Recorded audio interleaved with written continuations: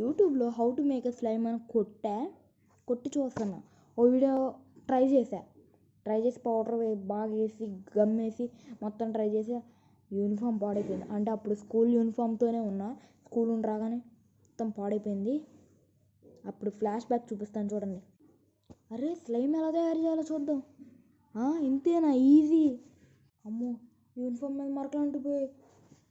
చెల్లి ఎలా ఉతికి పెట్టు, ఎవరికి తెలియకుండా ఉతికి పెట్టు ప్లీజ్ డబ్బులు ఇస్తా. సరేరా ఉతికి పెడతాను. అలాగేనా? థ్యాంక్ యూ ప్లీజ్ ఉతికి పెట్టు ప్లీజ్.